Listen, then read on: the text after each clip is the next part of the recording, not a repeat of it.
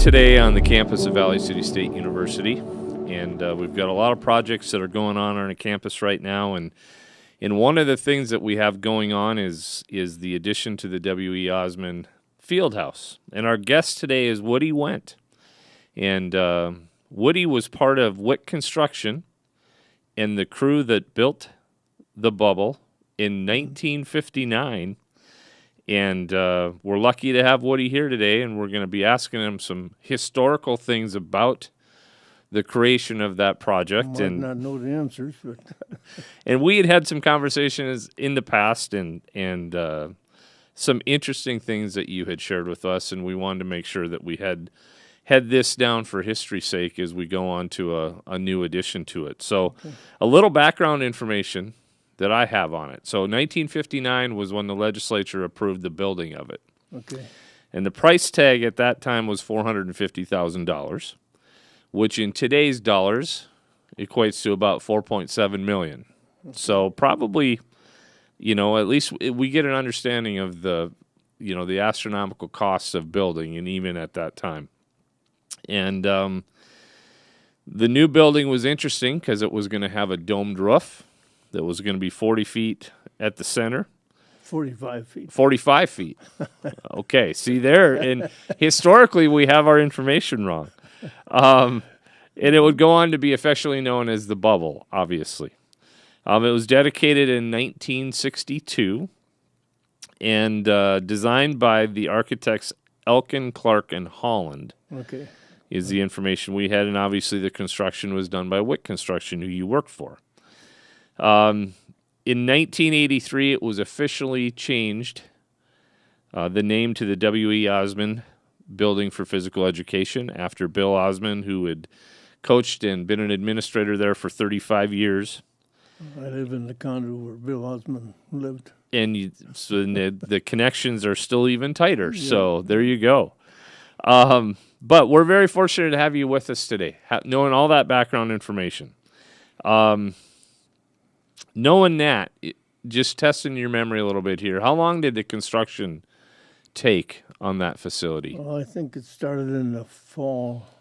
We poured the concrete pillars in the corners, and they sat there, I think, over the winter because we had a tent over them, and the concrete heated itself. We didn't need no heaters in there or nothing because there was a mass of concrete underneath each anchor on the side. And so when you did this,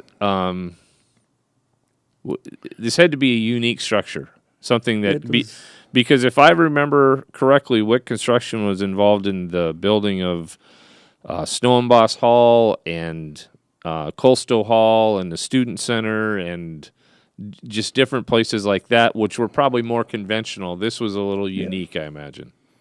Yeah, this was one of a kind, I would say. I don't think there was any in Fargo that matched this at that time. I know we got the beams out of Portland, Oregon. They came in a railroad car. Okay. And how long they are there. And to set them, we hired the Lindbergh brothers that are Jamestown with their crane, because you had to pick up two of them, connect them together in the point in the middle. And so that leads me to my next question. So the connecting of them, I've heard rumor you had something to do with that. Well, it was kind of a risky thing. The cranes probably weren't big enough, and picked them up, and the cranes started tipping. The ground underneath started giving away, and the crane started tipping, and we had a number of men there watching it. They jumped on the front of the crane and pulled it back down. So it was close to falling when we were setting it up. And I don't remember just the other two, how we set them up, but because there was a connection in the middle up on top that got to be, they fit into, and all the purlins between, they were small ones. Right, and so now I think just from a previous conversation you were talking about your about the purlins and the spikes or the nails. Well, the roofing itself is 3x6 timbers, and they're put on the bow, as the bubble is round, and they're nailed together with splines, 9-inch splines, and then nailed to the purlin from the top on down. But all summer long, I was there swinging a 3-pound hammer over the edge, nailing them together. You know, this arm was Yeah, pretty tough. I bet. So really interesting, obviously, where technologies went to now and how it would be done. But Well, but in those days, it was good hard labor and pneumatic tools now Yeah. that wasn't existing back then. right. It was just manual labor. So you spent that summer of probably 1960 nailing. 1960, I think, was up on that roof all Yeah. summer. There's a lot of pieces up there. You bet. And one of the things I remember, the beams all come wrapped in paper. Well, you had to take the corners off to connect them up to the next one. So they got stained by the sun, so there was completely different Colors. Colors there. And I think they finally blended out, I believe. Wow. You know, I was going to ask you about unique stories with the building of the facility, and obviously we already had one that we didn't know about the cranes and the weight. But anything else that you can think of that was unique to the building of that structure that Well, nobody probably knows it, but underneath, to the 4 corners, there's steel rods underneath the floor slab, holding them corners so they don't, you know, how the roof would go out. There's 4 rods going each way, turnbuckles on there to tighten it if you have to. really and so a few years ago, obviously there was some work done with the concrete corners and that they were Yeah, it was, I think, a maintenance problem, mainly. They must have re-roofed back 30 years ago or something like that, and they put a splash pan on the corner, and the water just run down to the socket on the bottom. It just got in there and rotted the corners out, though, then it started sagging. And got that firm come in and pick it back up, and I don't know how much it settled before they... right. And I remember at that point that there was support on the inside, Yeah, right at center court set a scaffold up in the middle, and so it wouldn't settle anymore. yeah, We shorted up there, yeah, and I was retired by that time, so I didn't nothing to do with that except go over there and talk to the boys right, and find out how it was. And there's still steel plates on the sides, if you remember. yes. That's where they connected the turnbuckles to pick it back up. So when you went over to see those guys as they were working on it, obviously you had some stories you could share about the construction of it, and they probably don't know anything about, you know, they probably not worked on a facility like that. I don't remember if they did or not. Yeah, But that was, 30 years later, it correct. makes a big difference. And Yeah, absolutely. When this was done in 1962, what was the community, state reaction to this facility since it was so unique?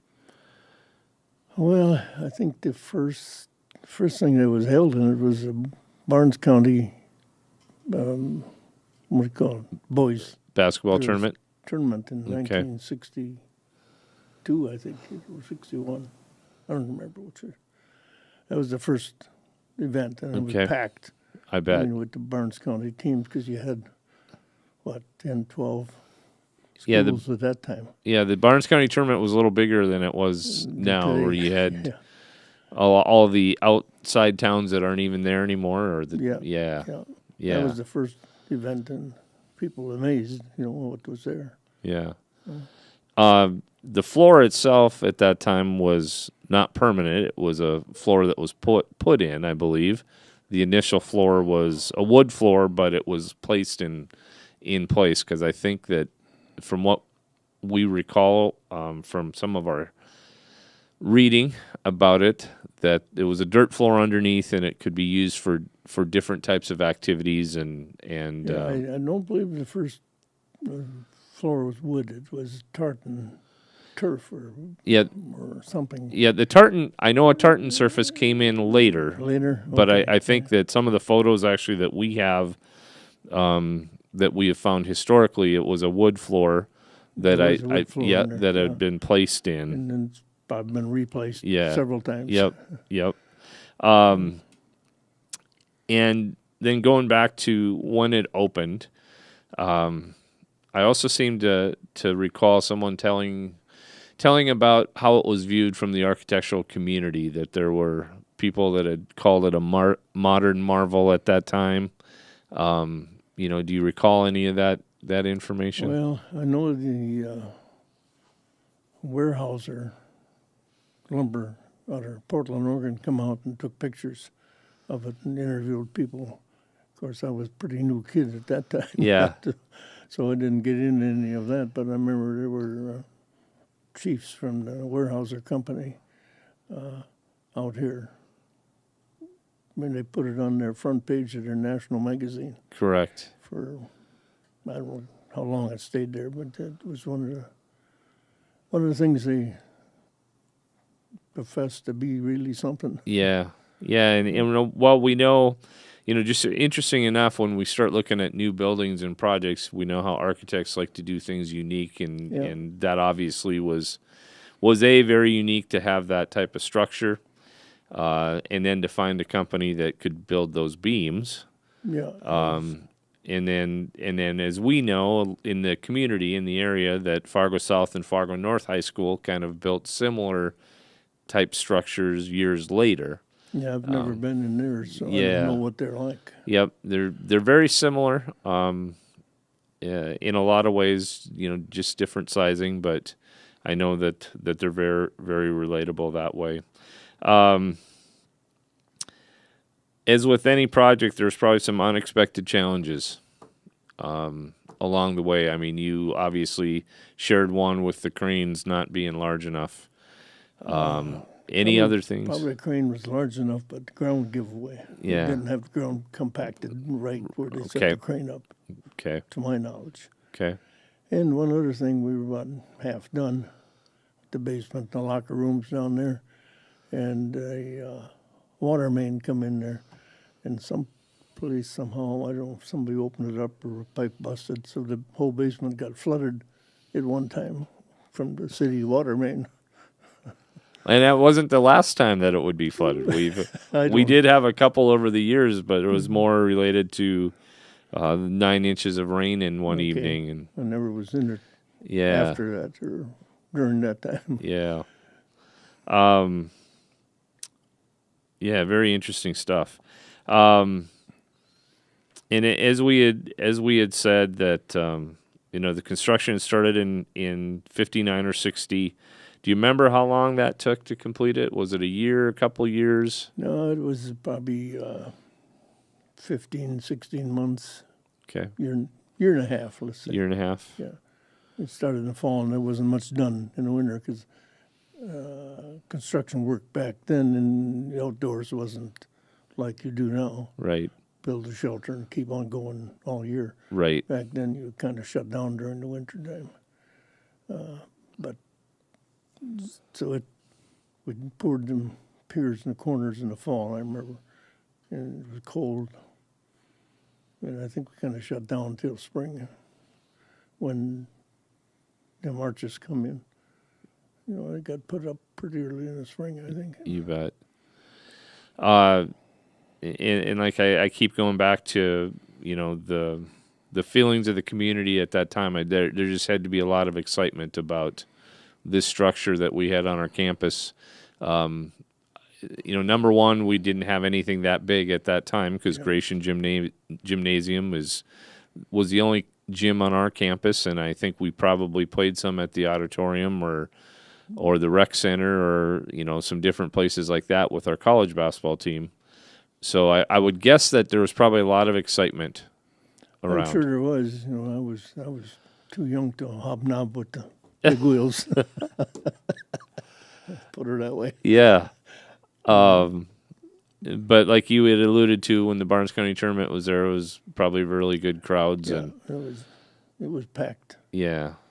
and kind of a good focal point for the community and Everybody could see it from the area, not just Valley City. Right. All the outlying towns, Yeah. seeing what was built there. Because at that time you could probably see it. Now the interstate wasn't there as we knew it at that time, was it? Interstate was put in 1957. 57, I okay. helped build the first bridge on Oaks Interchange in 1957, and but where the bubble's at now to the west of that was all farmland. Right. There was a wheat field there, and I don't think the bridge was put in across Cheyenne at that time. On 8th Avenue. They were working, I think, at the same time. So the access to the bubble at that time, then, that wasn't through town. Was through town. Not off interstate. Yeah. Interesting. Yeah, I remember that. Yeah. See, the things that we didn't know, the things that we take for granted now, so. And I know on November 30th, 1960, there was about that much snow. And I remember that day because my daughter was born that day. Oh. And she went to work and somebody took her to the hospital and they didn't get a hold of me until 4 in the afternoon. Yeah. And You didn't have your cell phone on, right? didn't have it turned on. So going back to a little bit on the that area, so the bubble didn't. It was just the bubble because Locken Stadium, I don't believe, had been built yet. That came probably after that. The football field. Yeah, it was a number of years after that. Yeah. Yeah. There was some kind of seating arrangement there, but not much. Basically, like it's on the south side of the field. Of the field. But, yeah. We poured all the seats and everything inside the warehouse and transferred them there and set them up. So, if I'm hearing you right, the bridge that gets you to the bubble itself, the football stadium, Snow and Boss Hall, Colstow, the student center, you kind of had your hand in all those things. I don't know the names of them. Yeah. I can tell you this one, this one, this one. I know the one in the corner started on February sometime. I don't know what the name of that one Yeah, is. that was probably Snow and Boss Hall, right when you come down from right the Ford dealership. Yeah. And they moved in September, so we built that one in about 6 months' time. Wow. Except the one floor we didn't have built or completed, so they moved in the bottom 2 floors, I think, with the top one left, or vice versa. That and the high rise or the lift slabs, the one where we're at. Over here, right south of the main campus. Yep. And the first boys' dorm, across Yep. from the student union, Yep. 1956-7. So Mythaler or Robertson. Yeah, that's what they're called, across from the student union. Yeah. So very unique. Just the historical perspective that you have because you've had that opportunity to be part of all of the building that was taking place, and we have kind of felt here that we went many years without having any construction on this campus. That's right. And you think about the amount that you got to be a part of at that time, and I guess everything was new, which is why we sat for a while. 1, 2, 3, 4 dormitories, I guess. Yeah. And what else? Used to be a greenhouse back here. Yep. Too, someplace. There was a greenhouse as well. I think that got demolished sometime, right? Yes. Yep. I never go back there, so I don't know. Well, and the greenhouse now is on the front of this building, in the Science Center as we sit in here. So they converted it to the second floor up here and is on a deck out the front side. Okay. So not quite as large as that greenhouse, but we also, I think Willis Wagger probably had a lot to do with that functioning of the greenhouse and Could everything. Be, I don't know. Yeah. I worked on the dorms. That was it. Anything else, Woody, you can think about of the bubble building or thoughts or memories that you have? Let's take a peek at my notes. You bet.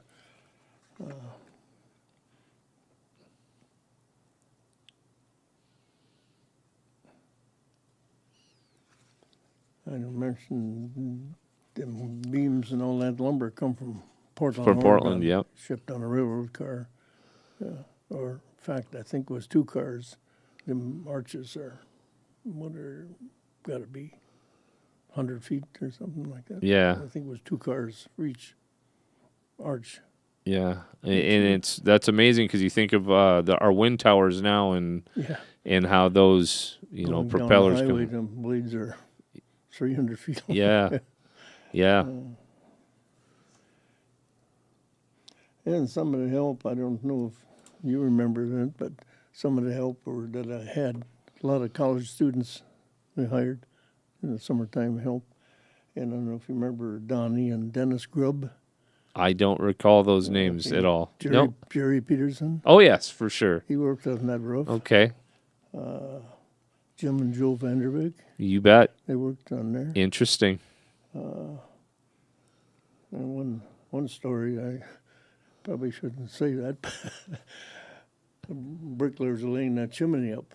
They were up there quite a ways. And Doc Locke and son was working there also. I don't remember his first name. Well, anyway, they dropped a brick and hit him on the head or something like that. And said something, and the bricklayer said, "Gee, you don't even know how to swear right." We don't want to record that. Yeah. So those were students that helped work on that. Yeah. And obviously just the nature of the bubble and it not being a roof that was easy. I imagine you were harnessed and. How did that work?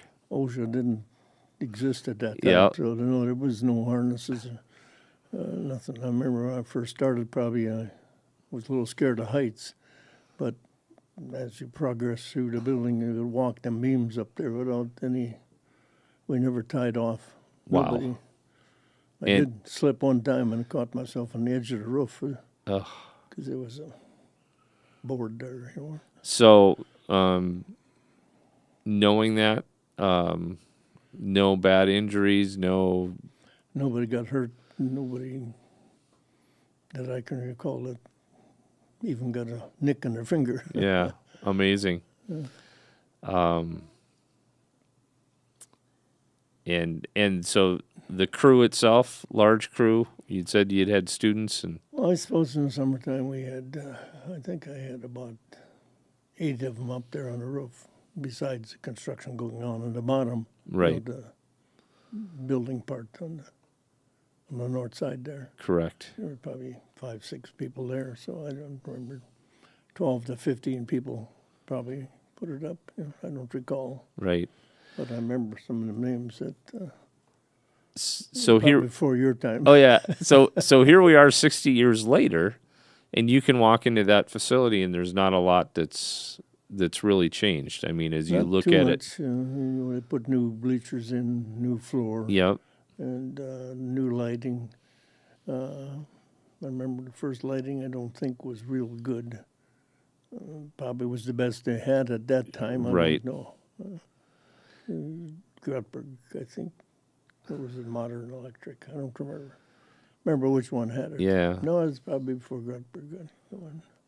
Yeah, I know just in my time, there's been through 3 lighting systems in there, and I think they're probably looking at, more LED lighting too now as we move, and there's probably going to be some construction or some, I don't want to say construction to the inside, but just some renovations and just some tweaks I think here and there that. When we're done with it, I think that the roof itself is probably going to be more pronounced than it is even now. And I know that a lot of people that come in it for the first time are think it's a pretty cool sight to see because of its uniqueness. Do they still have the heating plant there, or is that still piped from here? It is piped over, to the best of my knowledge, and goes into the south side there, and I think that equipment, for the most part, is still the same all these years later. I think there's amazing. Yeah, there's going to be some adjustments maybe with the air handling systems that are behind each of the baskets. I think there's going to be some probably new technology that's put in that way. But you guys did a good job 60 years Well, ago. I guess there's a lot of buildings around it there. Yeah. I can go back and say I built. So my next question would be, knowing all the things that you know now and being through that process, are there things that you would recommend differently if we were going to do this bubble again? Well, I think safety would be number one. Back then, there was much said about safety. Yeah. I think that'd be the number one Yeah. issue, that when you're up there 40 feet in the air. Absolutely. And have to be tied off, because that didn't exist back No. then. And especially with our winds this last week, Yeah. as windy as it was, I couldn't imagine if that didn't happen. And thank goodness you guys were very We were like cautious. monkeys. Yeah. Yeah. We could crawl around any place, I Yeah. guess. So.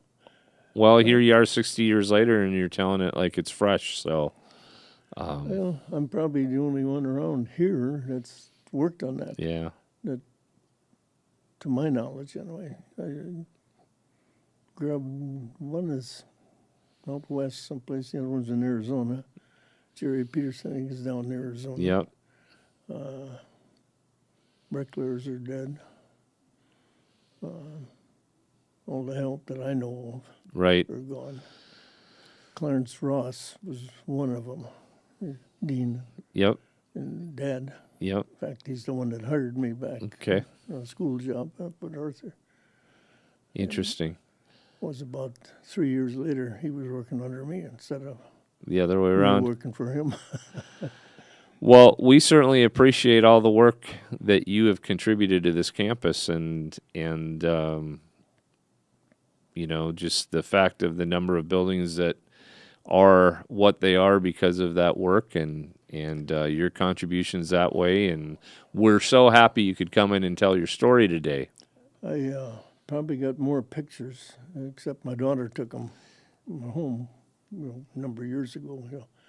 I could look through them sometime and see if there's more pictures. I'm You sure bet. there is. Yep. And I don't know how many I turned over to Doug when he was asking about it, You bet. but I'm sure I've got more that probably aren't